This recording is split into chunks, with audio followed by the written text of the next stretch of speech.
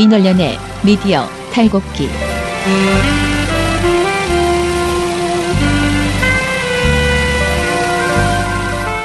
민원련의 미디어 탈곡기 147회를 시작하겠습니다.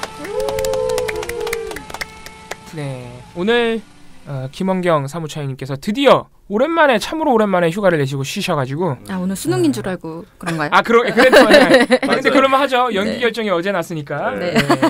김원경 차장님의 자제분이 사실 오늘 원래 수능이라서 그런 것 같은데 또 수능이 연기됐죠. 그래서 여러 가지로 아무튼 잘 쉬고 오시길 바라면서. 그래서 저는 다시 오시는 줄 알았어요. 잘 쉬시길 바라면서 저희끼리 방송을 좀 하겠습니다. 저는 청년회장 이봉 활동가입니다. 네, 부녀회장 배나은 활동가입니다.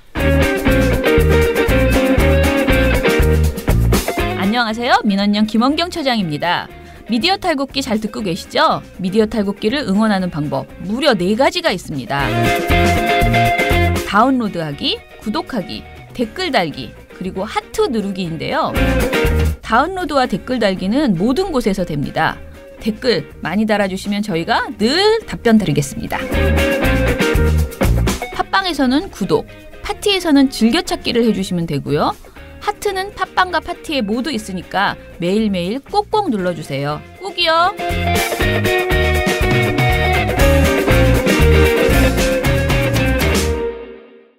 네, 그럼 오늘도 늘 그렇듯이 KBS MBC 소식을 먼저 들어야 되는데 MBC는 드디어 파업을 잡았습니다. 예. 어제 이게 날짜를 보니까 공식적으로 총파업이 딱 종료된 건 15일이더라고요. 예, 그래서 14일 날 사실상 이제 정리를 하셨고 정리 집회를 하시고 어제부로 정확하게 이제 총파업은 종료가 됐습니다. 그래서 저희가 공지해 드렸다시피 이제 MBC는 전화 연결 안 하지만 또 KBS는 여전히 현재 진행형이기 때문에 우리 KBS 소식을 듣고 오도록 하겠습니다.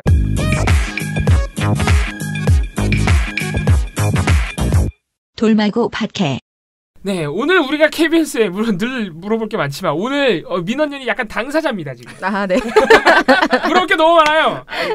진짜 고대영, 강기영 이런 KBS 관련자분들은 도대체 왜 그러시는 건지 납득할 수 없는 언행을 많이 하고 계십니다. 네. 조금 소개를 해드리자면은 어제 KBS 정기 이사회가 있었는데 강기영 이사가 우리 김원경 사무처장님을 민원연 김원경 사무처장님을 이사회 자리에서 거론하는. 왜요? 존경한다고 했나요? 그거는 우리 전화 연결해서 저 직접 여쭤보도록 하겠습니다. KBS 한국방송 전국 언론노조 KBS 본부의 정수영 공추위 간사님 연결하겠습니다. 안녕하세요. 안녕하십니까. 네. 어제 이사회 얘기를 안 할 수 없습니다. 어제 정기 이사회였는데 강규영 이사와 고대영 사장이 속된 말로 봉숭아학당을 찍었어요. 네. 그렇습니다.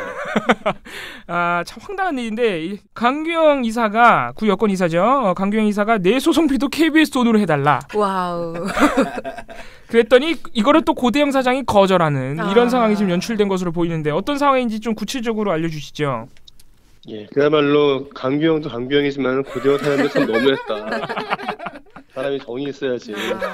아니 어떤 소송을 얘기하는 거예요? 사이 틀어져가지고 강규영이 사퇴해버리거나 회의만에 사인하겠다고 나오면 어쩌려고 그러는지 좀 고대영 사장과 좀 마음 심정적으로 이제 좀 걱정이 되더라고요. 안쓰럽더라고요. 원래 두 분이 별로 안 친했나 봐요. 그러게 말이죠. 어제 벌어진 일을 조금만 소개를 해드리자면요. 강규영 이사가 어제 이사회장에서 본인의 그 서름을 이제 폭풍 오열처럼 쏟아냈습니다. 뭐 자기가 공금으로 개를 샀다고 뭐 의조합이 주장을 했는데 거짓말이었다는. 개를 샀다고 한 적이 없는데. 그러니까 말입니다. 그리고 뭐 이제 뭐 민원연 얘기도 조금 나옵니다만, 그건 좀 이따가 나중에 자세히 말씀드리고요. 그 저희 조합원들 100여 명이 자기 학교 앞에 와서 찌라시를 나눠줬는데 다 허위 사실이다. 근데 본인이 애견가인 건 또 맞다고 시인을 하면서 애견 호텔 등에서 상습적으로 법인카드를 긁었고 주말에 긁었다. 근데 법인카드가 주말에 쓰지 말란 법이 어딨냐 뭐 이렇게 주장을 하더라고요. 주말에 쓰면 안 됩니다. 주말은 업무를 보는 시간이 아니지 않습니까? 주말도 문제가 되는 거군요. 업무를 보는 시간이 아닌데 왜 업무에 관련된 일을 한 거에 쓰라는 돈을 수신료로 만들어준 카드를 씁니까? 근데 본인 스스로 주말에 쓴 거를 시인을 해버렸죠. 시원하게 시인했고 그 다음에 뭐 공공용품 인터파크 물품 구입했다고 했는데 사실 아니다라고 주장했다가 뭐 다 공휴일과 백화점에서 썼다고 바뀌었다. 뭐 이런 온갖 자기의 어떤 서름을 표현을 하다가 심지어는 이런 발언도 등장을 했는데 고대원 사장도 잘 들어라. 이 조합원들이 들고 온 그 찌라시를 보면 히스레저처럼 생긴 고대원 사진을 뿌린다. 무슨 소리죠? 이게 도대체 팀킬인지 뭐 프렌들리 파이어인지 하여튼 같은 한 통 속에 속하는 고대원 사장조차도 아무 생각 없이 비난, 은혜 내지는 인신 모독하는 발언을 쏟아내더라고요.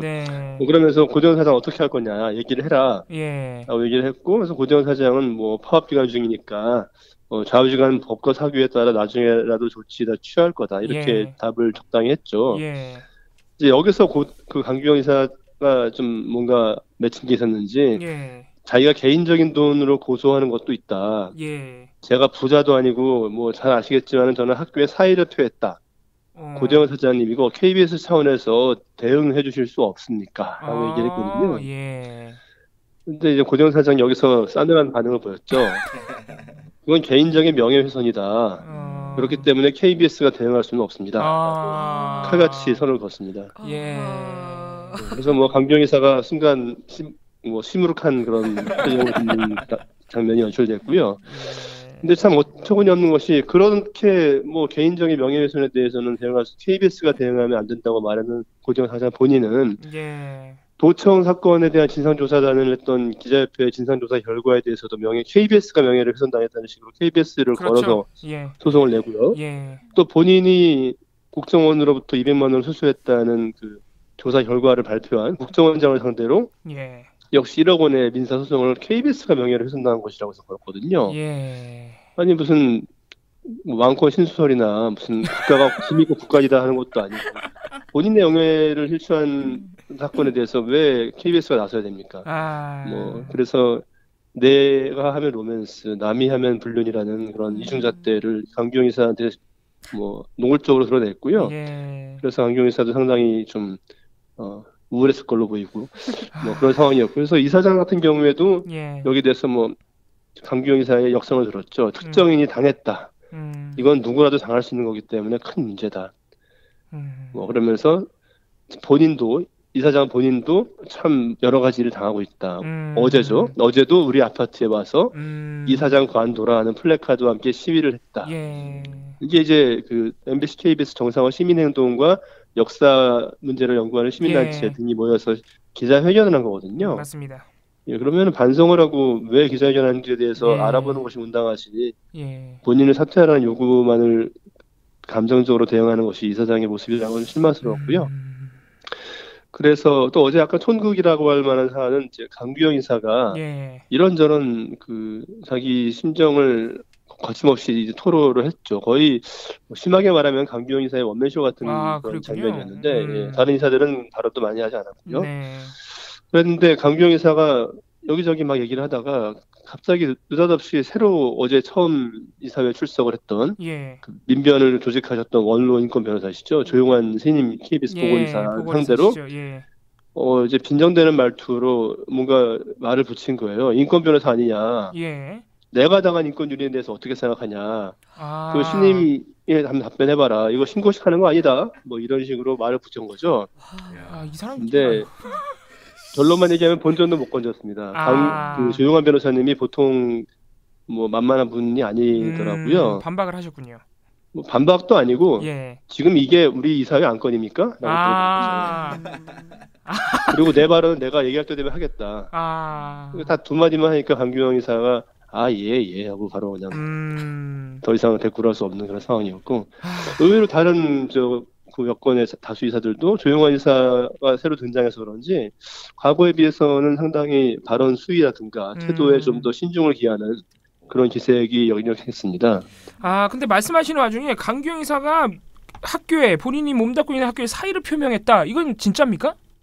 저희도 확인을 해봤는데 어제까지 명지대학교의 그 명지대학교 인사처에 접수된 강규영 이사의 사퇴서는 없습니다. 뭐죠? 그냥 구두로 표명했다 뭐 이런 주장인 것 같은데.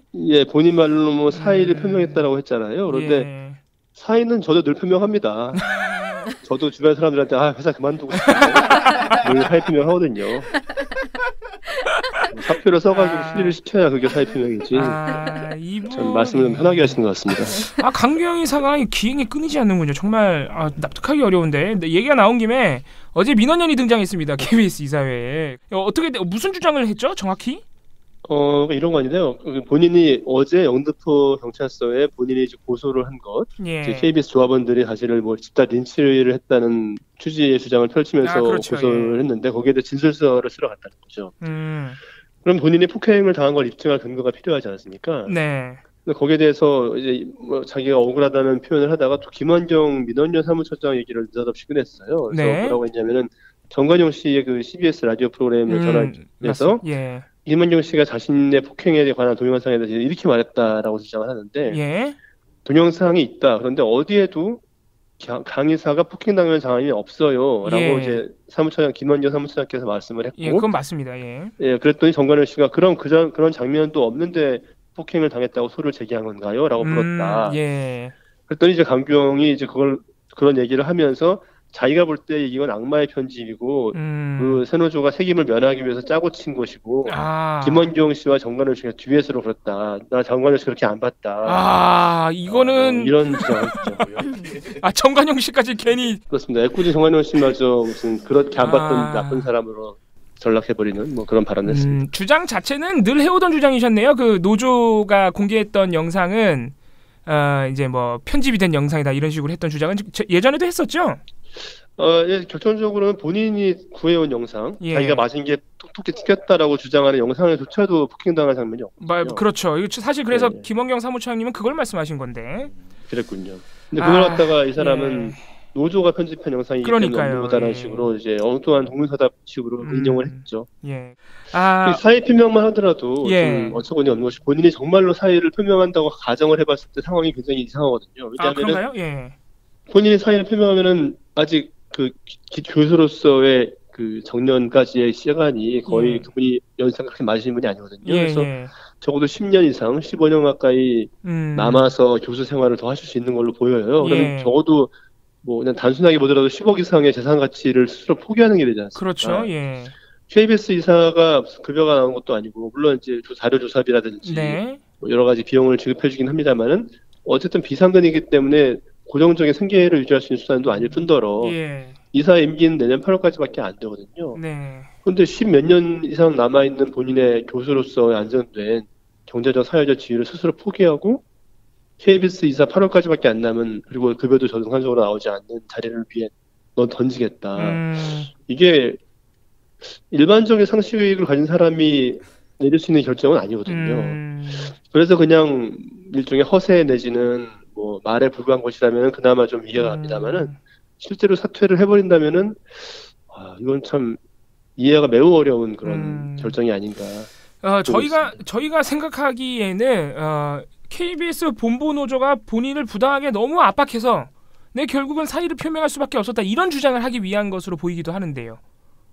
뭐 사의를 그러니까 뭐 원인이 뭐가 됐든. 그러니까 그럴 경우에 KBS 이사를 그만두면 되거든요. 그렇죠. 왜 그 이사를 안 그만두고 왜? 이사를 그만두면 전혀 저희들이 뭐 칭찬해드리고 뭐 늦었지만 환영한다라고 기꺼이 앞길에 꽃을 뿌려드릴 수 있는데 그렇군요. 그거는 죽어도 못하겠고 차라리 내 남은 10몇 년의 교수 인생을 포기할래. 생계를. 그리고 이사 가면서 8개월 동안 뭐 급여가 나오든 말든 이사 붙잡고 있을래. 라는 결정을 내린다는 뜻이지 않습니까?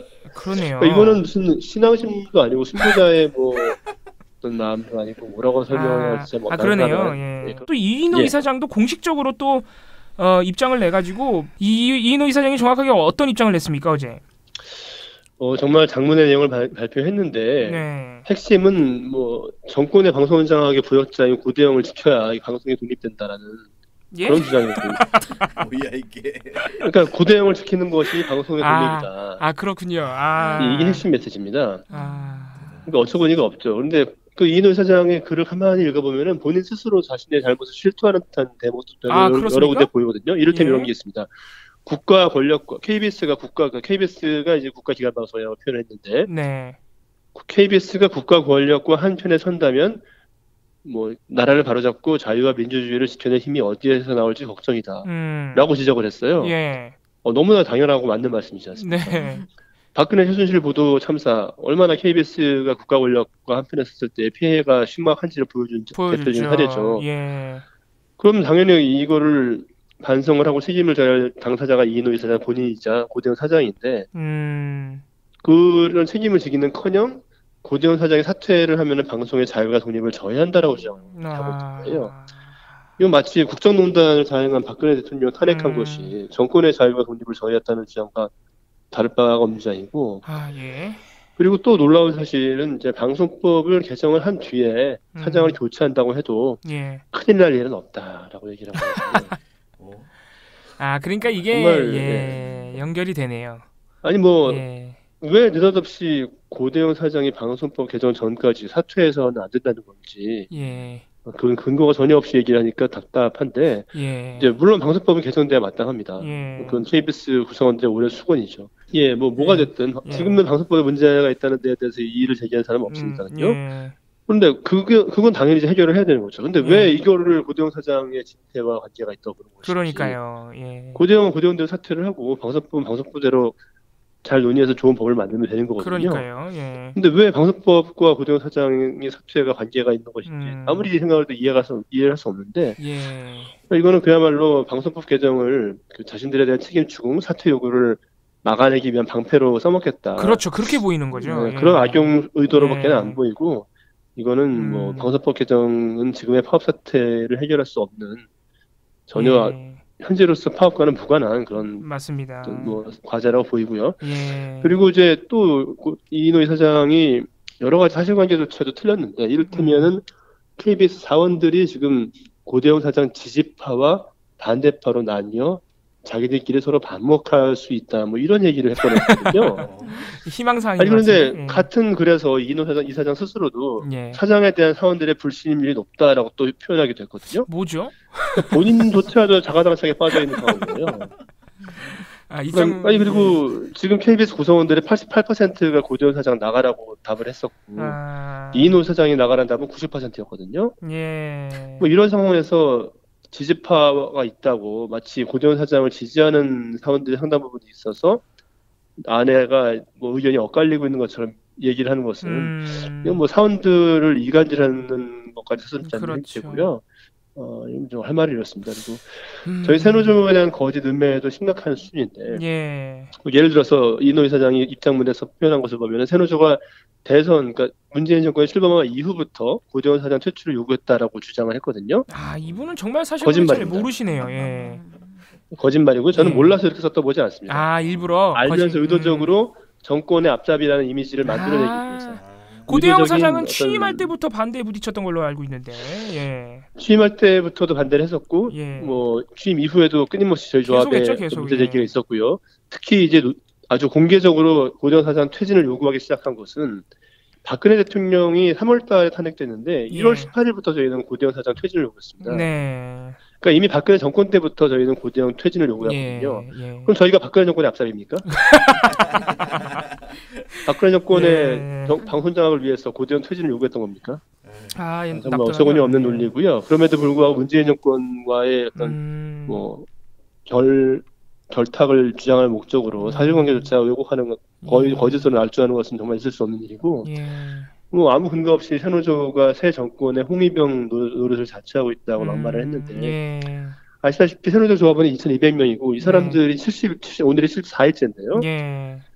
거리에 나서서 급여를 포기하고 파업을 하고 있는 것이 이 2,200명이 집단적으로 그러면 정권에 무슨 공무원을 세우는 것도 아닌데 어떻게 정권의 지수 때문에 이 많은 사람들이 파업을 한단 말인지 스스로 조금만 생각을 하면은 전혀 납득이 될 수 없다는 이야기를 아무렇게 없이 하고 있다는 것이 좀 개탄스럽고 또 하나 좀 짚고 넘어가야 할 점은 감사원이 지금 진행 중인 KBS 이사에 대한 감사조차도 강제 퇴진을 시키기 위해서 범죄자를 엮으려는 것이다. 이것저것 다 써놨구나 정말.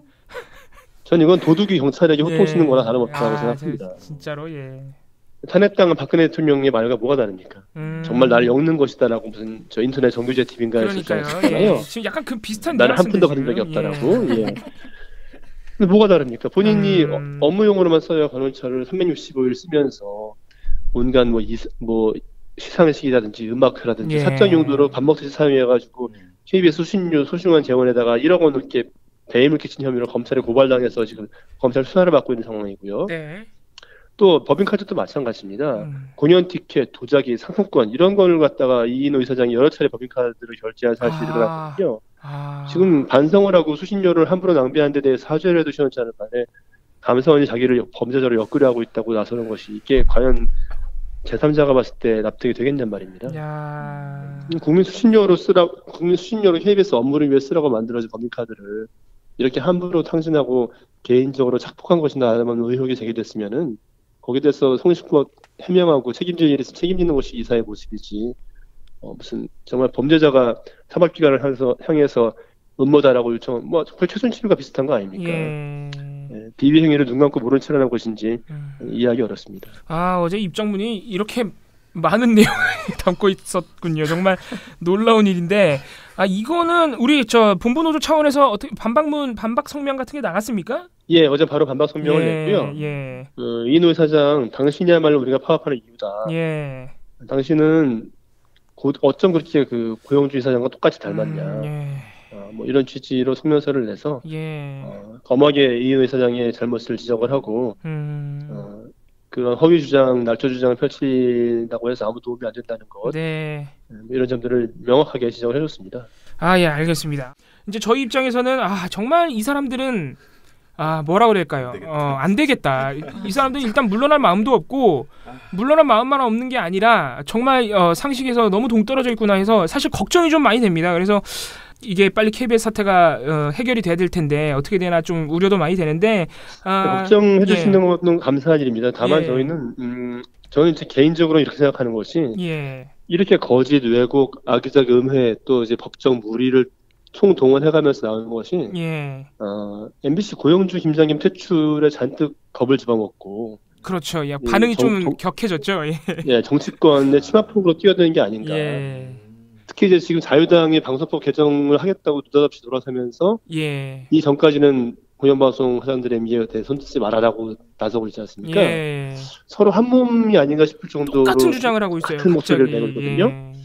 그래서 저는 이제 고대영과 이인호 부리 또 자유한국당 또 이제 그 모 신문사까지도 여기에 동조하면서 열심히 이제 뒤에서 뒷받침해주고 있는데 조선일보라고 말씀하셔도 됩니다. 뭐 우리 민원연의 팟캐스트를 듣는 청취자분들이라면 당연히 아실 줄 알고요. 마지막 정황에 필사적으로 나선 게 아닌가. 근데 이게 마치 저의 느낌으로는 이제 근거지를 잃고 이제 쫓겨나고 있는 IS의 최후 같은 느낌도 좀 들고 사실상 좀 고립이 된 상황이에요. 여론적으로 봤을 때는 마지막 발악이라고 생각하고요. 마지막 발악에는 더 강한 투쟁으로 화답해주면 되지 않나 생각합니다. 알겠습니다. 오늘 저 경영진과 이사들이 너무 일들을 많이 하셔가지고 인터뷰가 좀 길어졌습니다. 마지막으로 좀 내일 또 KBS가 돌리고 문화제를 또 준비하고 있는 등 여러 가지 일정이 있습니다. 그래서 특별히 소개해주실 일정이 있으면 소개해주시고 오늘 마무리하겠습니다. 뭐 내일 돌리고 일정은 이제 이미 말씀드렸던 대로 KBS의 정상화를 원하시는 시민분들을 모시는 자리고요. 또 유명 연예인들 데이브레이크라든지 박우원, 정인, 또 황교익, 마칼리스트 이런 분들이 오셔서 아주 행복한 재밌는 시간을 만들어 드릴 테니까 비록 날씨는 춥지만 꼭 오셔서 함께 저희 공연방송 KBS 정상화를 위한 격려도 해주시고 또 잘못에 대해서 질책도 해주시고 또 즐거운 시간 만들어줄 수 있으니까요. 함께 즐기시면 좋겠습니다. 알겠습니다. 저희 또 내일 반가운 얼굴로 맞이하도록 하겠습니다. 오늘은 여기서 줄이도록 하겠습니다. 감사합니다. 감사합니다. 네, KBS 소식 듣고 왔습니다. 기상천외한 KBS 구여권 이사들. 이인호 이사장, 강규영 이사. 대단한 분들이에요. 저는 정말 강규영 이사는 이분이 연구 대상이다. 이런 생각을 합니다. 네, 교수님이시죠. 학교를 그만두고서라도 한 10개월밖에 남지 않은 KBS 이사직을 지키겠다. 그렇게 안 한다에 500억. 사의를 표명했다고 하는데 접수된 사의는 없다.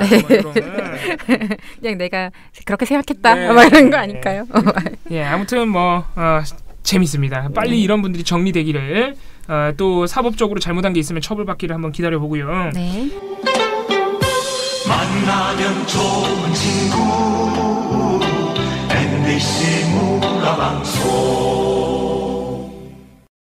MBC 소식, MBC가 지금 착착 정상화 과정이 진행이 되고 있습니다. 저희가 중요한 소식이 있으면 전해드리고 있는데 지금 MBC 자체는 그렇게 진행이 되고 있지만 지역에서는 여전히 문제가 있는 방송국들이 몇몇 있습니다. 알고 계시겠지만은 춘천에는 메롱 사장님이 계시죠. 메롱 사장님이라고. 그분도 만만치 않지만 대전에는 이진숙 대전 MBC 사장이 있습니다. 이분이 또 대단한 분이에요. 이분 정말 대단한 분이죠. 네, 이분이 세월호 참사 보도 참사 책임이 굉장히 크신 분이고 또 노조 탄압에도 일가견이 있으신 분이고 김재철 그 체제부터 승승장구하기 시작한 그런 분이죠. 그래서 대전 MBC 사장까지 지금 가셨는데 최혁재 대전 MBC 보도본부장이 물러났습니다. 이분이 이제 이진숙 체제의 가장 선봉장이었던 그런 분인데 이분이 이제 그 보직 사퇴를 하면서 일단 대전 MBC 노조에서 약간 힘을 받았거든요. 정상화에. 그런데 이진숙 사장은 여전히 물러날 생각이 없다. 이런 의사를 표명하고 있는 상황이라 지금 MBC 본부 자체는 총파업을 그러니까 서울은 총파업을 끝냈습니다만 네. 대전 MBC는 파업 리셋 영의를 선언하고 다시 파업에 돌입을 했습니다. 아이고. 네. 그래서 대전 MBC만 전면 파업을 유지하고 있는 상황입니다. 그래서 이런 상황이라서 이진숙 사장의 사퇴를 계속해서 요구하고 있는 상황이고요. 네, 응원이 좀 필요한 상황인 것 같습니다. 앞으로도 이런 상황이 계속 유지될 것 같아서 이 지역에도 좀 관심이 필요합니다. 특히 지역에 계신 우리 그 청취자 여러분들이 계시다면 네네. 관심을 가져주세요. 지금 춘천도 만만치 않습니다. 메롱 사장님도 네네. 여러 군데 남아있는 부역자들을 우리가 잊지 말아야 된다. 이런 소식을 좀 전해드리겠습니다. 그럼 오늘 KBS MBC 소식도 여기서 좀 마무리를 하도록 하고 저희는 내일 KBS가 마련한 돌리고 파티가 있는 내일 다시 찾아오도록 하겠습니다. 돌마고 박해는 여기서 끝!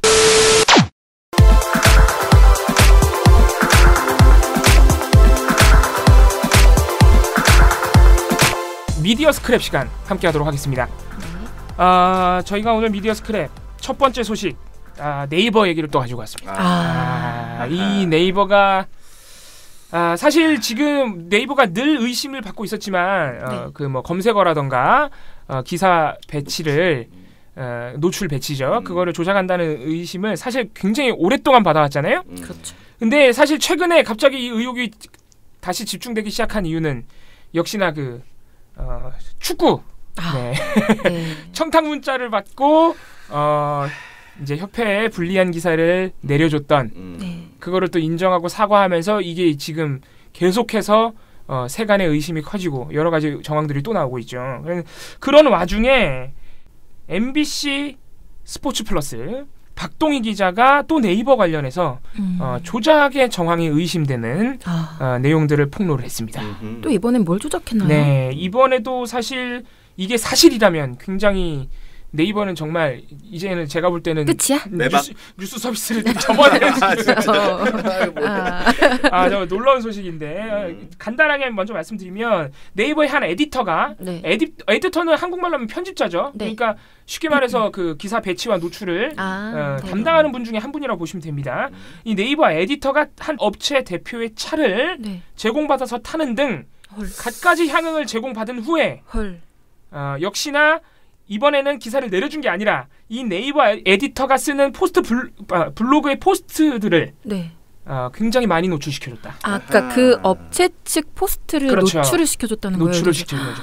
그러니까 사실상 그 업체의 홍보를 네이버가 부당하게 해줬다는 그런 내용입니다. 그래서 좀 구체적으로 말씀드리면 업체 대표의 와이프의 차입니다. 그러니까 부인의 차죠. 아니 부인의 차를 제공받아서 1년간 타고 다니고. 두 분이 원래 비애비신가요? 그런 내용까지는 지금 보도에 나오지 않았고. 네. 이런 자동차 업체들이 보통 업체 그 차 회사로부터 새로 나온 차 같은 거 제공받아서 시승기를 올리고 그러잖아요. 그런 이제 블로그 포스트들을 올려준 거죠. 아무튼간에 네. 그러니까 네이버 포스트라는 개념 자체가 약간 콘텐츠 전문가들이 만드는 네이버, 그러니까 블로그 같이 생긴 어떤 그런 화면들, 콘텐츠를 이렇게 노출을 해주는 그런 공간이에요. 그래서 막 여기 연재하시는 분들도 있고 이거 보는 분들이 꽤 많거든요. 그래서 파워블로그 같은 경우는 돈을 많이 벌죠. 이게 또 이 에디터가 지금 기사에 나온 바에 따르면 그 업체 에디터의 와이프의 차만 제공받은 것이 아니라 아까 말씀드렸듯이 그 업체가 자동차 회사로부터 시승기 쓰라고 제공받는 차 그것도 그 시승차도 제공받아서 타고 다니고 이게 시승기 쓰려고 제공받은 그 수준이 아니라 그냥 자기 개인 일종의 그렇죠. 아예 자기가 타고 다닌 거고 그러면서 그 이제 업체의 홍보성 포스트들을 노출시켜야죠. 이거는 정말 빼박이네요. 예, 박동희 기자에 의하면 본인은 이 문제를 7개월 전부터 네이버에 해명을 요구했대요. 예, 근데 네이버가 7개월째 씹어서 속된 말로. 아니 상식적으로 그러니까 이런 짓을 한 직원이 있다면 정상적인 회사라면 그 직원한테 경고를 하거나. 뭐 그 업무에서 배제를 하거나 뭔가 사후 조치가 있어야 되는 거 아닌가요? 그렇죠. 그럼 뭐 공개적으로 막 우리는 그런 거 없다. 그렇게 하지도 않고 그냥 그것도 쌩까버린 거죠. 가만히 있으면 지나갈 것이다. 네, 그래서 박동희 기자가 이렇다면 난 보도를 하겠다는 마음을 먹으신 것 같아요. 그래서 이번에 폭로를 하시면서 더 놀라운 것은 아직도 나에게 여러 가지 사실이 남아있다. 지금 이 사건의 몸통은 한성숙 네이버 대표다. 자기가 그 증거도 가지고 있으니 네이버가 납득할 만한 해명을 내놓지 않으면 빠른 시일 안에 나는 그 내용도 보도를 하겠다. 이렇게 밝혔습니다. 너무 멋있는 거 아닌가요? 예. 사실 박동희 기자가 스포츠계 내에서는 약간 폭로 전문 기자입니다. 여러 가지 폭로하신 바가 있는데 이번 보도가 또 주목을 받을 것 같습니다. 앞으로 어떻게 될지. 그래서 네이버가 사실이 아니면 사실이 아니라고 하면 되잖아요. 예, 그래서 납득할 만한 해명이 나오는지 한번 지켜보도록 하겠습니다. 혹시 쿠키뉴스 당신은 펜을 든 살인자 사건이라는 걸 아시나요? 이거 약간 화제가 됐습니다. 네. 예, 이거 화제가 됐죠. 한국패션산업연구원에서 근무를 하시는 50대 책임 행정원 손모 씨가 쿠키뉴스 김모 기자한테 당신은 펜을 든 살인자라는 문자 메시지를 남기고 스스로 목숨을 끊은 사건이었어요. 충격적인 사건. 대략적인 전말을 말씀드리면 김 기자가 한국 패션센터 대관 문제를 놓고 이제 손실을 좀 압박을 했나 봐요. 근데 그게 이미 예약이 돼 있어서 거절을 했는데 그걸 놓고서 좀 손모 씨가 뭐 금품을 받고 뭐 그렇게 하는 거 아니냐라는 의혹 기사를 쓰거나 뭐 이런 식으로 좀 상당히 당사자로서는 고통을 받을 만한 압박을 했던 모양이에요. 근데 이게 어떤 비리 사실이 있어서 그걸 밝히기 위해서 취재를 해서 보도를 내보낸 그런 게 먼저가 된 게 아니라 대관을 요청했는데 거부당하자 약간 보복하는 것처럼 그런 기사를 쏟아낸 그런 것이죠. 문자를 보냈죠. 그 기자가 그런 문자를 보낸 것도 있어요. 그래서 이분이 이제 돌아가신 이후에 이 사건이 한참 화제가 됐었는데요. 이와 관련해서 쿠키뉴스가 15일 오후 홈페이지에 사고를 게재하고 어제군요. 네. 이 부분에 대해서 일정 부분 책임을 느낀다라는 입장을 발표했습니다. 근데 그 내용을 좀 말씀드릴게요. 보도 그러니까 사고로 올라간 글의 제목은 이거예요. 고인과 유가족의 깊은 조의를 표합니다. 것이고요. 최근 한국 패션산업연구원에서 대관 업무를 담당하던 모 행정관이 스스로 목숨을 끊는 일이 발생했습니다. 이에 앞서 본지는 한국 패션산업연구원의 대관 업무와 관련한 문제점을 지적하는 보도를 2차례 하였습니다. 스스로 목숨을 끊은 행정원은 유서 형식의 문서에서 본지 기자에 대한 취재와 취재 과정의 부당함을 호소했습니다. 이와 관련 유족과 해당 기관의 노동조합은 고인의 극단적 행동에 본지 기자의 기사와 취재 과정의 부적절한 언행이 상당한 영향을 끼쳤다며 본지 기자를 검찰에 고발했습니다. 이렇게 설명을 하고요. 앞뒤 정황이죠. 설명을 하고 이에 대해서 쿠키뉴스가 본지는 우선 본지 기사로 인해 이번 사건이 촉발됐다는 점에서 심대한 도의적 책임을 느끼며 유족 측의 깊은 조의를 표합니다. 해당 기자는 사건 발생 직후 사표를 제출했고 본지는 즉각 수리했습니다. 이렇게 얘기를 했는데요. 해당 기자는 순수한 동기에서 관련 취재를 시작했다고 주장하고 있습니다. 그러나 본지가 회사 차원에서 경위를 들어본 바로는 가까운 지인의 대관을 돕기 위한 즉 순수하지 못한 동기가 있었던 것으로 판단됩니다.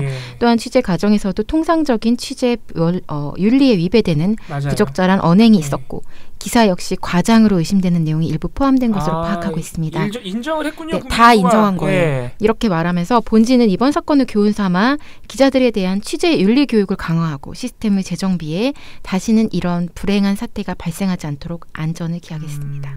이렇게 올렸는데요.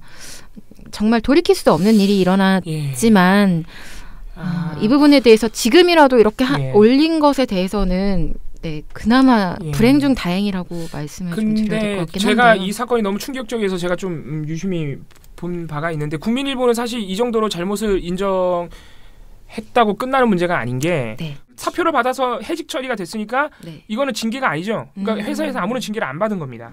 그러니까 사표 받고 그냥 내보내준다? 이미 저는 그 부분에 문제가 있다고 보고 그리고 그 기자는 사법 처리를 국민일보가 인정을 했기 때문에 조사가 이루어진다면 국민일보 관계자들이 또 조사를 받겠죠. 참고인으로. 그러면 또 사법 처리가 어떻게 될지도 우리가 지켜봐야 될 것 같고 또 뭐 처음에 피해자가 이런 내용을 올렸을 때 심지어는 팩트체크 비슷한 보도로 반박도 했던 국민일보입니다. 아 그런가요? 네. 근데 그 팩트체크를 그 기자가 계속했나요? 그거는 모르겠어요. 근데 국민일보가 냈거든요. 그건 제가 봐야 될 것 같은데. 그러니까 이 기자의 직책상 자기 기사를 다른 누군가가 데스킹을 하지 않고 바로바로 송고할 수 있는 그렇군요. 위치에 있는 사람이라면 그렇다면 사람일 경우라면 이 기자가 정말 책임을 지면 되고 말 그대로 쿠키뉴스는 어떤 도의적 책임을 지면 되는 거죠. 이 상황을 방치했던 것. 네. 그럴 수 있겠네요. 예. 어쨌든 간에 여러 가지 국민일보 쪽에서 우리가 그렇게 크게 납득하지 못할 만한 정황들이 많이 있습니다. 그동안의 행동에. 어쨌든 그래서 안타까운 상황. 네, 제가 볼 때는 뭐 징계성으로 해고를 했어야 맞다. 이런 생각도 좀 드네요. 예. 네, 참 사실관계를 보도하기 위해서 이렇게 편을 든 게 아니라 자기 이익을 위해서 편을 들었다는 점이 안타깝네요. 이게 사실 지금 그나마 좀 화제가 된 편인데 미디어 쪽의 일 치고는. 근데 사실 이거 되게 충격적인 일이거든요. 근데 워낙에 이런 일이 또 많기도 하죠. 이게 그렇게 한 명이 죽었으니까. 그러니까 극단적으로 이렇게 선택을 하시는 안타까운 일이 발생해서 이게 화제가 된 거지. 뭐 비일비재하죠. 정말 비일비재하죠. 정말. 사실. 그러니까 흔히들 말하는 기자의 갑질. 이 참극으로 출입처에 대한 어떤 기자의 갑질들은 정말 뭐라고 말씀드리기 어려울 정도로 일상적이기 때문에. 그래서 우리 기자들의 그런 일부 기자들의 잘못된 행동이 결국은 한 사람을 이렇게 위협할 수 있다는 점을 우리가 또 한 번 알 수 있는 소식이었습니다. 네. 자, 오늘 미디어 스크랩은 여기서 마무리하도록 하겠습니다. 새로운 코너가 있죠. 매주 목요일마다 저희가 론칭하는.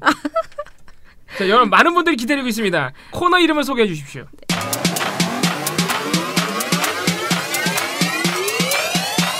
베나베나 쇼!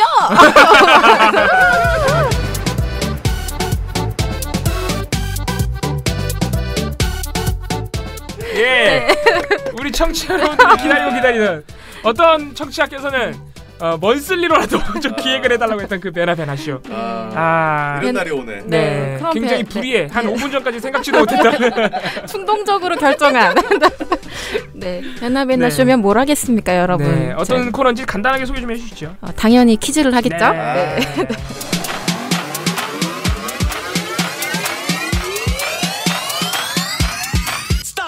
네, 그래서 목요일마다 한번 앞으로 이게 생각보다 되게 뭐라고 해야 되죠? 긴장되는 퀴즈예요, 사실. 별거 아닌 것처럼 보이지만. 자존심이 걸려 있지. 네. 그래서 오늘 퀴즈는 두 가지가 있는데요. 모두 다 삼성과 관련된 보도입니다. 첫 번째, 삼성전자 반도체 공장에서 일하다가 뇌종양으로 숨진 노동자분을 산업재해로 인정해야 한다는 대법원 판결이 나왔습니다. 파기환송했죠, 대법원이. 네, 근데 이 부분에 대해서 지금 첫 판결이거든요. 사실 뇌종양을 인정한 건 처음이에요. 맞습니다. 네, 그래서 의미가 상당히 있는 판결인데 관련 보도를 내놓은 곳이 세 군데밖에 없어요. 방송사 중에서. 네, 그래서 이번에는 좀 특이하게 보도를 내놓은 매체를 한번 맞춰보시죠. 자, JTBC 일단 넣어야 되고. 일단 JTBC. 네. SBS도 넣어야지. 근데 이게 보도를 했다는 것은 말이죠.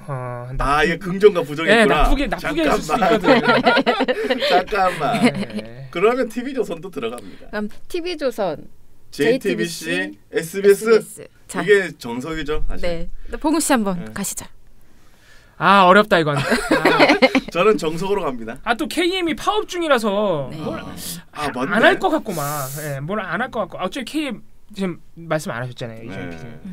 파업 중이라서 얘네가 보도를 할지 말지 참 분간이 안 돼요. 일단 JTBC. 네. SBS, MBN 가겠습니다. MBN. 네. 굉장히 파격적인 선택입니다. 네, 그 결과 모두 틀리셨습니다. 네, 모두 틀리셨고요.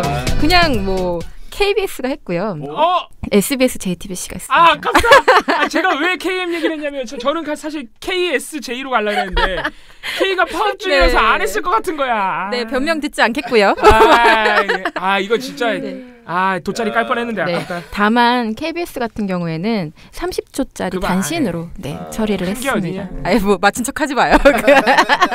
네, 두 번째, 삼성 합병에 박근혜가 개입한 것이다라는 취지의 문영표 전 보건복지부 장관에 대한 항소심 결과가 나왔죠. 예, 인정이 됐죠? 네, 인정이 됐죠. 그러니까 예전 1심 재판부는 박근혜 씨 지시 여부나 문 전 장관의 범행 동기 배경을 판결문에 적시를 안 했거든요. 근데 이번에 서울고등법원은 삼성 합병에 박근혜 씨와 청와대의 개입이 있었고 문 전 장관이 박근혜 씨의 지시를 인지하고 국민연금공단이 찬성표를 던지도록 압박했을 것이라는 판단을 내렸습니다. 그래서 이거는 사실 어떤 의미가 있느냐. 여태까지 박근혜 씨는 삼성합병 찬성에 관여한 적이 없다는 계속 입장을 유지했잖아요. 그리고 또 이재용 삼성전자 부회장 역시 청와대 등의 합병 찬성을 요청하지 않았다고 계속 주장을 해왔죠. 그래서 이 두 가지 재판에 어느 정도 영향을 끼치지 않을까라는 전망이 나오고 있습니다. 근데 이 중요한 소식 보도를 안 한 곳이 두 군데 있습니다. 야, 이런 것도 안 하냐? 야, 이거 어떻게 안 하지? 안 하기 힘든데. 안 했다. MBC 일단 MBC 채널 A 하고 저 한 명씩 좀 맞춰보자. 채널A MBC? 채널A MBC. 네, 봉씨. 정석으로 가자. 이건 공식이야. 네. 다르게 해야 될 것 같아요. 맞아요. 다르게 하셔야 됩니다. 싫으면 먼저 말해야 돼요. 이게 베나베나 씨의 규칙입니다. MBC, MBN. MBC, MBN. 네. MBC 채널 A. 채널 A. 안타깝게 두 분 다 틀리셨어요. 뭐지? 채널 A, MBN이 안 했거든요. 뭐야 이게? MBC 왜 했어? KBS, MBC가 쓸데없이 보도를 많이 하네. 네. 이상한 조금 상황을 말씀드리면요. 일단 아예 보도 안 한 건 말씀드린 것처럼 채널 A, MBN이었고요.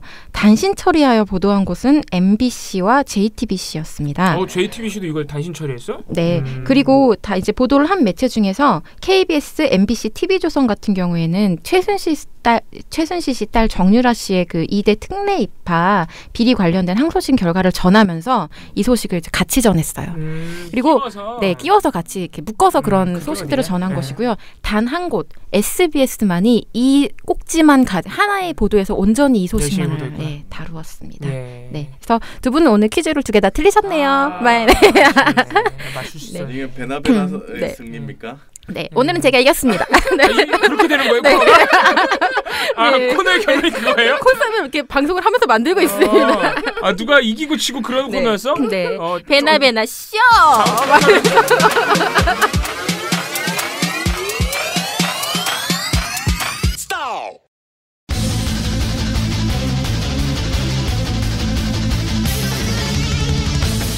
자, 그럼 기레기 스크랩으로 넘어가도록 하겠습니다. 네, 오늘 먼저 종편 스크랩부터 보도록 하겠습니다. 오늘 종편 2명의 후보가 있고 역시나 만만치 않습니다. 먼저 채널A 신문이야기 돌직구 쇼 11월 7일 방송분에 나온 김병민 씨. 네. 김병민 씨.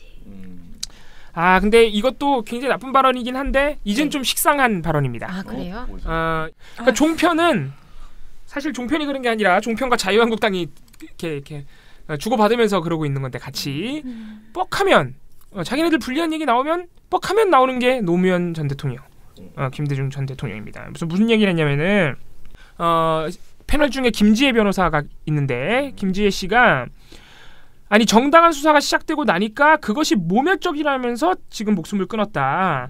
이러한 태도 역시 공직에 있는 사람, 검사라는 직책에 걸맞지 않는 부적절한 태도다라고 강력하게 비판했습니다. 네. 그랬더니 이게 이제 김병민 씨가 이게 마음에 안 들었던 거죠.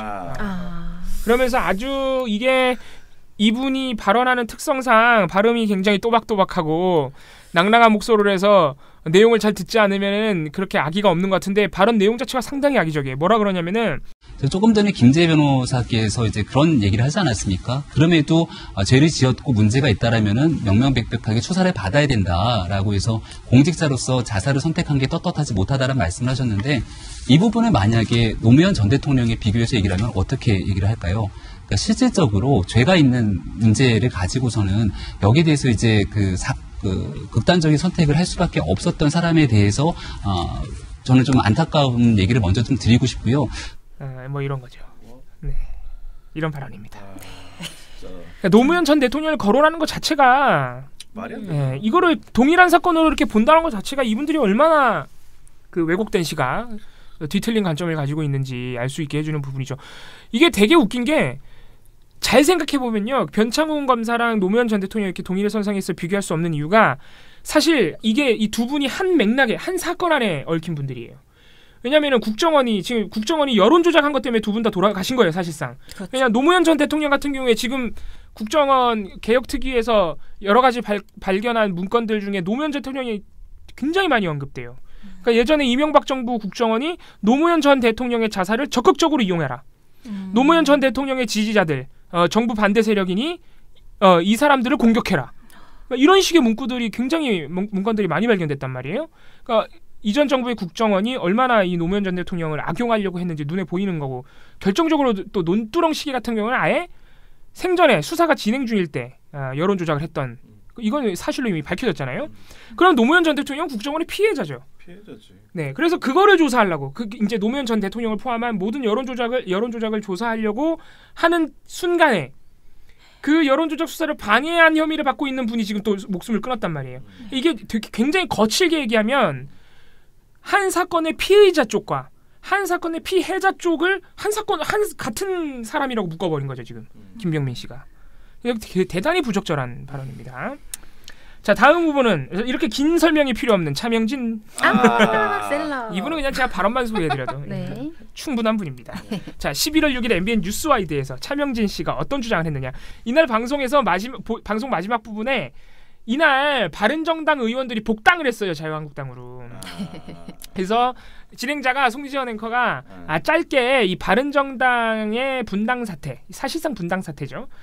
이 탈당 사태에 대해서 코멘트를 해달라. 그래서 이제 여러 패널들이 대부분 비판적으로 나왔어요. 그러니까 뭐냐면은 개혁 보수라는 기치를 걸고 나왔지만 역시 그건 거짓말이었다. 쇼였다. 예.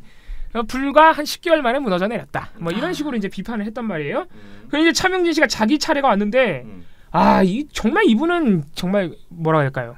상상 초월의 세계관을 갖고 있는 분입니다. 이 부분에 대해서 그렇게 얘기할 자, 정말 대단한 분이에요, 정말. 자, 소개해드릴게요. 뭐라고 하느냐? 그 개혁 보수라는 것 자체가 원래 남장 여자예요. 네? 벌써 여기서 이사가 돼. 야, 이거 아이고. 헤드폰이 빠졌지. 실제 이 사람들 저 방송에서 뜨고 뭐 개혁적이었다고 한 것 자체가 사실은 이 좌파 언론들이 사실은 그 자유한국당 죽이기 위해서 만들어낸 건데 여기에 홀려가지고 이 사람들이. 근데 또 곰곰이 들어보니까 맞는 것 같기도 해. 좌파 언론이? 아니, 좌파 언론 그 부분 말고. 남장 여자? 아니, 그러니까 바른정당으로 나간 사람들이 다 똑같은 사람들인데 사실 정책 행보나 이런 걸 보면은 아닌 척 하려고 나갔다가 그 표현이 문제긴 한데 좌파 언론에 졌습니다, 제가. 아니, 좌파 언론이 어디며? 도대체 몰라? 개혁보수 거기서 바른정당을 띄웠다. 띄웠다. 아니, 그렇다고 해서 당이 갈라져. 심지어는 남장 여자를 띄웠다. 제가 말한 신문사들 다 삐처리 좀 해주세요. 그러니까 이게 뭐 사실관계도 없고 뭐 그럼 사례라도 하나 얘기해 주든가. 띄웠다는 사례라도 하나. 그래서 도대체 남장 여자는 무슨 비유예요? 도대체. 그러니까 그 마음은 알겠어요. 네, 마음은 알겠는데 알겠지만 이게 표현이 정말 경계를 넘나든. 네, 아무튼간에 해석 불가능한데 그렇게 되면 자유한국당이 피해자라는 거예요. 그러니까 되게 재밌는 게 바른정당의 탈당 사태에 대해서 논평을 해달라 그랬더니 차명진 의원은 자유한국당이 피해자다. 네, 이런 주장을 한 거죠. 대변인처럼. 그렇죠. 대단하십니다. 재밌죠? 신문 스크랩은 세월호 얘기입니다. 세월호 가지고 또 무슨 짓을 한 거죠? 네, 일단 세월호 참사 미수습자를 찾기 위한 선체 수색 작업이 진행이 되다가 지금 최근 들어서 마무리가 어느 정도 된 상황인데요. 이것과 관련한 보도 중에서 좀 문제 보도를 내놓은 그 신문사가 있었습니다. 예, 조선일보? 이건 안 봐도 비슷해요지. 네, 정답. 일단은 사설이 가장 좀 심각하고 노골적인 내용을 담고 있었는데요. 사설 제목은 세월호 유족들 국민 보기 미안하니 수색 그만 접자. 예? 요거예요. 근데 이 발언은 대체 어디에서 나온 거냐 확인을 해봤더니 권오복 씨라고 이제 세월호 침몰 사고로 동생과 뭐 재수 씨 그리고 조카를 잃은 분이 있어요. 네, 근데 이분이 실제로 이런 발언을 하십니다. 더 남아있는 게 진짜 무리라는 생각이 든다. 자, 이게 이분이 그 컨테이너 임시 숙소에서 보신항에 계시는 분이에요. 네, 3년 7개월을 계셨대요. 아유, 예. 그러니까 이렇게 말씀하시면서 정말 그러면서 하신 말씀이 어마어마한 세금이 들었는데 또 해달라는 게 이기적인 것 같고 라고 그냥 말씀을 하신 거예요. 예. 근데 이거는 정말 피해를 입으신 그런 가족들의 입장에서 이렇게 오랜 시간 지났기 때문에 너무 지치고 예. 또 여론들이 그런 여론이 조선일보를 비롯한 언론이 자꾸 그런 여론을 형성하니까 스트레스를 받아서 정말 하는 힘들죠. 말인 거죠. 그렇죠. 이런 말을 할 수 있어요. 당사자는. 아니, 그 말은 이해가 가는데. 그렇죠. 이 말을 할 수밖에 없는 환경을 조성한 게 조선일보잖아요. 근데 이걸 가지고서 조선일보가 이 발언을 인용하여서 사설을 쓰는 거죠. 그러니까 뭐라고 설명한 겁니까, 그럼? 이 제목 그대로예요. 이 사람들도 이런 마음을 가지고 있다. 세금이 어마어마하게 들었는데 또 해달라는 건 국민들 보기 미안하다고 했다. 라고 하면서 그 다음에 얘기하는 건 이겁니다. 세월호 희생자 수중 수색 작업에 연인원 수십만 명이 투입됐다. 100명 가까운 잠수사가 다치고 2명은 생명을 잃었다. 뒤이은 인형 작업에는 1,000억 원 넘는 예산이 들었다. 하면서 계속 돈 든 얘기. 뭐가 얼만큼 들었고 누가 희생됐고 그걸 진실을 밝히기 위해서 그리고 사람들을 수색하기 위해서 얼마나 많은 돈, 인력이 투입됐는지를 계속 얘기해요. 아이고. 이렇게 얘기를 하다가 그러면서 이렇게 칭찬하는 거죠. 그런 세금이 드는데 이런 세금이 든다는 걸 이런 분들이 다 이제 받아들이고 어려운 결정을 해주셔서 고개가 숙여진다. 네. 그렇게 얘기를 하면서 다시 마지막 단락에서는 서울 광화문 광장의 세월호 천막은 설치된 지 1200일이 넘었고 방문객도 거의 없어 도심에 흉물이 된 상태인데도 방치돼 있다. 서울시는 광장 기능을 훼손하지 않는다며 눈치만 보고 있다. 정부는 또다시 특조위를 만들어 조사를 또 한다고 한다. 목표는 거기 있네. 네. 이 기사의 목표는. 네. 그러면서 이 사설은 어떻게 끝나냐. 아직도 이 비극을 정치에 이용할 것이 남았나? 누가? 니네가? 특조위 만든다는 측이. 네. 무슨 목적이든 이제 희생자들과 가족들을 위한 것은 결코 아니다. 이렇게 말하는 거죠. 그러니까 이미 희생자 그 가족들도 세금 많이 들어서 도저히 더 해달라고는 못하겠다라고 말했는데 정부가 여기서 더 강행하면 그건 정치적 목적밖에 남지 않은 것이다. 아니, 이런 논리를 그만하자는 거고. 네, 그러니까 그만하자고 사실 한 것도 아니죠. 엄밀히 말하면 미안하다고 한 거지. 그죠. 그러니까 이렇게 말한 거에 대해서 자기 그냥 한탄을 하신 거죠. 이 전반적인 상황에 대해서. 근데 그걸 딱 가지고 와서 이분 말씀만 딱 인용을 해서 이렇게 사설을 냈습니다. 목적은 거기 있네요. 결국에는 특조위 만들지 마라. 네. 광화문 광장에 있는 저 천막 치워라 이거 아니야. 결국은 늘 하던 주장을 핵심 유가족의 발언을 또 악용을 했네요. 그리고 사실 이 발언을 조선일보가 이렇게 사설에서만 쓴 게 아니에요. 뭐에서 더했냐면 세월호 미수습자 가족 세금 더 쓰면 이기적 수색 접는 게 도리 이 보도를 이슬비 최원국 기자가 그냥 일반 기사로 처리를 하셨는데요. 여기에서도 그분 발언을 인용을 하면서 제목으로 뽑죠.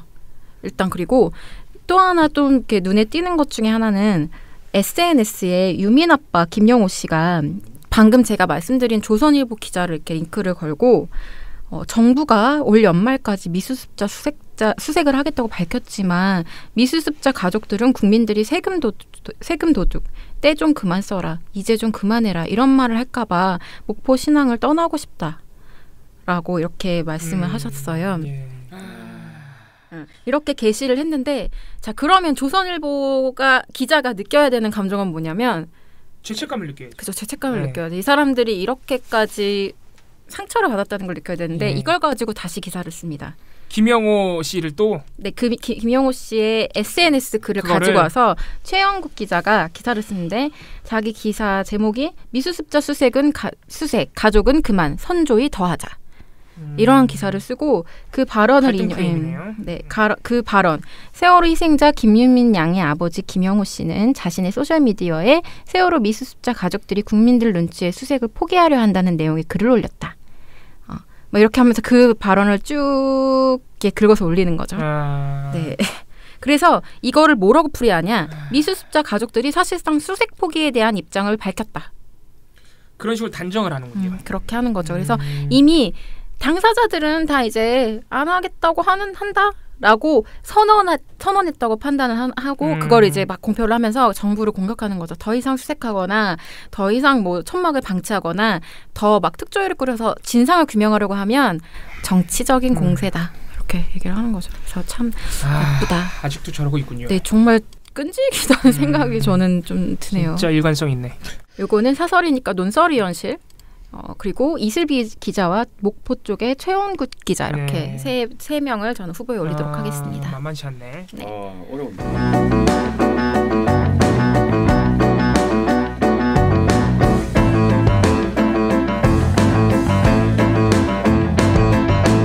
그럼 오늘 저희 셋이 이렇게 투표하면 되는 건가요? 네. 이거 또 어렵네요. 네. 이 조선일보가 너무 세다. 강적이야. 너무 세다. 그럼 언제나처럼 PD님. 그 중에서 또 고르라 그러니까 한숨이 나오죠. 진짜 이거는 진짜 너무 나빠서들 진짜. 아니 그게 사실 그렇게 제목으로 막 뽑는 것도 굉장히 의도가 느껴지네요. 생각해 보니까. 그러니까. 그냥 다 줘요. 네. 아니 근데 우리는 이게 오늘의 기레기이기 때문에. 그래요? 논설위원은 빼고 한 분을 빼는 게 뽑는 게 제일 좋아요. 논설위원도 우리가 이름은 모르지만 뭐 김조선 논설위원이라고 하죠. 김조선. 그럼 잠깐만 저 조금만 더 생각을. 어렵구나 이게. 어렵구나. 봉우 씨 한번 해보시죠. 잠깐만 나 어차피 이거는 저는 제 걸 못 뽑으니까. 솔직히 저는 지금 다른 방법이 없잖아요. 봉우 씨 걸 뽑을 수밖에 없잖아요. 우리 둘은 그러네. 근데 그러면 사람이 중요하네. 저는 최영국으로 갑니다. 네. 예. 그럼 전 차명진. 아니야. 저는 논설위원으로 가겠습니다. 논설위원으로? 논설위원이 아무래도 본인들의 정치적 목적이 뚜렷이 드러나 있기 때문에 더 노골적으로 했다. 특조위 얘기도 하고. 네, 전 김조선 씨로 가겠습니다. 네, 김조선 씨. 김조선 논설위원 수정. 그러면 제가 김조선으로 가겠습니다. 자, 오늘 이걸 투표라고 할 수 있을 것인가? 네, 뭐 공개 투표. 민주적인 공개 투표입니다. 네. 자, 오늘 기레기 스크랩. 오늘의 기레기는 조선일보의 모 논설위원으로 선정됐습니다. 모 논설위원. 사설 제목은 다시 말씀드릴게요. 세월호 유족들 큰 따옴표 국민복이 미안하니 수색 그만 접자. 네, 사설이었습니다. 김조선 조선님. 네. 축하드립니다. 축하드립니다. 하지만 다시는 이런 일로 축하받지 않으셨으면 좋겠습니다.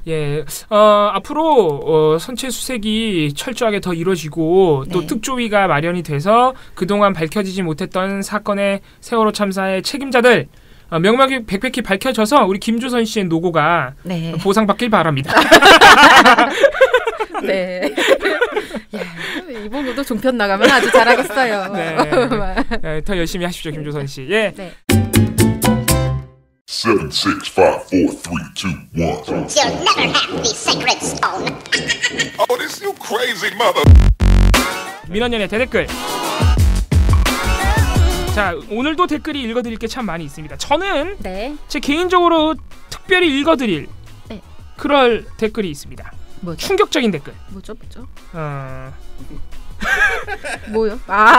저도 알지 못하는 저의 거취 문제. 저도 몰랐던. 아무도 몰랐던 이봉우의 거취 문제를 그 아르니람님께서 지적해 주셨어요. 그래서 아르니람님이 우리가 이렇게 대댓글 코너를 통해서 댓글 읽어주시는 거를 어제 방송에서 처음 들으신 모양이에요. 굉장히 놀라시면서 좋아하셨습니다. 그래서 늘 감사드린다고.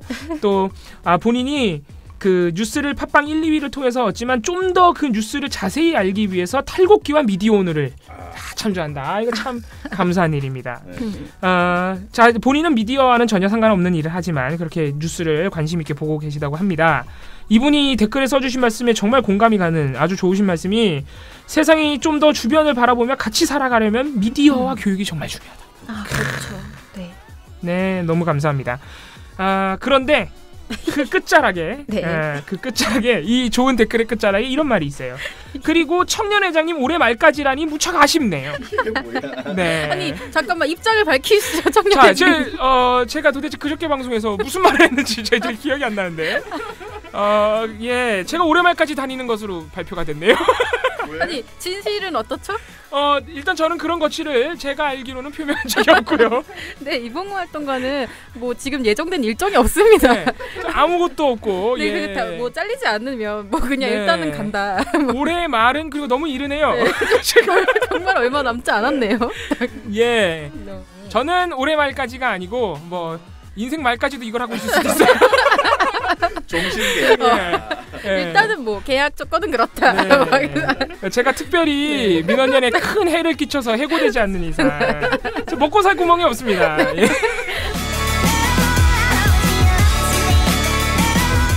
이분이 해주신 이 댓글에서 또 하나 해주신 부탁이 있습니다. 네. 베나베나쇼 2주에 한 번은 해주세요. 베나 활동가가 블락시킨다 그랬는데 블락당하면 아이디 또 만들어서 건의할 겁니다. 그래서 저희가 오늘 론칭한 거 아닙니까? 그럼요. 충동적으로.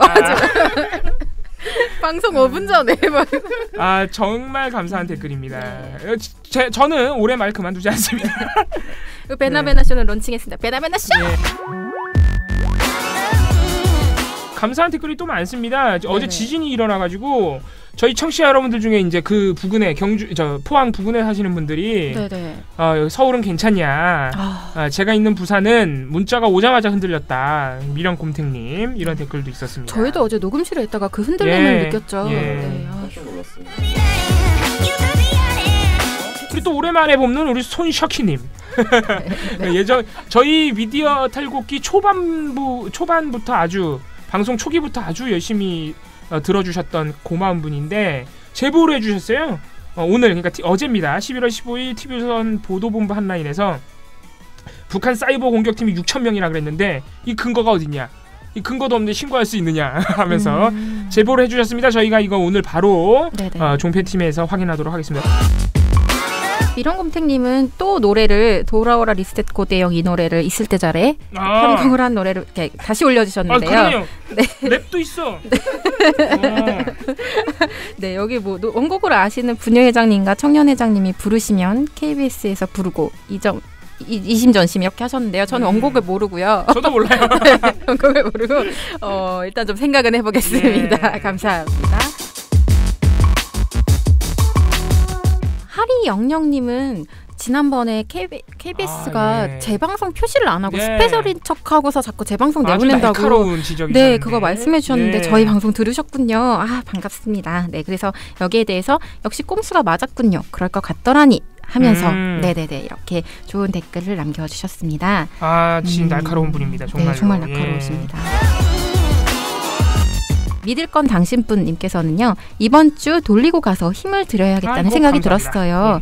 김어준 님이 방송법 개정안에 대해 자세히 보도 안 해줘서 아쉬워요. 자세한 정보는 탈곡기로 얻고 있고 기사에 숨겨진 의도로 해석해 주시는 활동가님들의 해안에 항상 감사합니다. 힘내요 우리 민원련 이런 너무 따뜻한 댓글을 남겨주셨습니다. 이 또 방송법 개정안 저희 특집을 들으신 모양이네요. 네. 근데 그런 내용이 김어준 님께서 잘 안 해주셔서 아쉽다고 하셨는데 그 마음은 충분히 이해합니다만 이게 워낙 복잡한 내용이라 뉴스공장에서 그렇게 긴 시간 할애하기가 좀 어려웠을 수는 있습니다. 물론 이해해 주시리라 믿습니다. 레이니 칠세님께서는 그거 질문 올려주셨는데 이거는 답글을 떡잎 PD님께서 달아주셨네요. 저희 방송이 대체 몇 시에 업로드가 정확히 되느냐 이거를 좀 알려달라고 하셨는데요. 지금 밑에 댓글은 18시 이후다라고 이렇게 울면서 댓글을 달아주셨어요. PD님 왜 이렇게 늦어졌죠? 원래는 더 빨랐잖아요. 개편을 하면서 저희가 방송이 좀 길어져가지고 방송 길어지고 그래서 제가 손이 좀 많이 가가지고 아직 제가 또 익숙해지지 않아서 맞아요. 저희도 아직 저희 녹음하는 사람들도 활동가들도 아직 잘 적응이 안 돼가지고 근데 조금씩 빨라질 겁니다. 네, 하지만 좀 이렇게 조금 더 빨리 해주세요. 네, 기다리잖아요. 네. 바나나 머피님께서는 백종문님 생각보다 약골이었다. 사퇴해가지고. 네, 이런 댓글을 달아주셨고요. 근데 이분 댓글이 재밌어요. 숨겨져 있던 보스몹 최 씨가 나오네요. 최기아 기획본부장 말하는 겁니다. 네, 어쩐지 김장균보다 멘탈이 더 셀 것 같은 불안감이. 이분은 MBC 내부자인가요? 느낌이 좀 너무 잘하시는데. 아닙니다. 저희 방송을 잘 들으셨다면 맞아요. 이 상황을 누구보다도 더 잘 아시죠. 트러스트너님께서는 이분은 또 저희 열혈 청취자분이시잖아요. 안 읽어드릴 수 없는데 오늘의 인물 혹은 2주의 인물은 봉봉선희님이 제시한 아이템인데 킬됐나 보군요. 크라고. 역시 우리 청취자 여러분들은 우리의 상황을 꿰뚫고 있어. 킬됐습니다. 제가 제시했는데. 네, 킬됐습니다. 네, 이 정도로 말씀드리면 될 것 같습니다. 감사합니다. 댓글이 많아서 너무 행복합니다. 참. 저희 댓글이 그리고 아마 많은 팟캐스트들 중에 이렇게 다양한 종류의 댓글이 달리는 것도 참 드물 겁니다. 제보부터 시작해서 KBS의 꼼수를 우리에게 알려주시는 분도 있고요. 네네네. 예. 뭐 그 외에 뭐 감사하다는 여러 말씀도 있고. 네, 아니면 아하님처럼 사진 이렇게 이번에는 다람쥐랑 처장님 사진을 오리, 다람쥐 이런 것들과 닮았다고 생각하셨나 보다. 처장님 사진 이렇게 붙여서 닮았죠. 그래서 올려주시거나 하셔서 모두 정말 감사합니다. 매일 열심히 읽고 있습니다. 오늘 민현은 미디어 탈곡기에서 전해드릴 소식은 다 전해드린 것 같습니다. 여기서 마무리하도록 하겠습니다. 민현연 미디어 탈곡기는 내일도 열심히 털어드리겠습니다. 탈탈탈 안녕.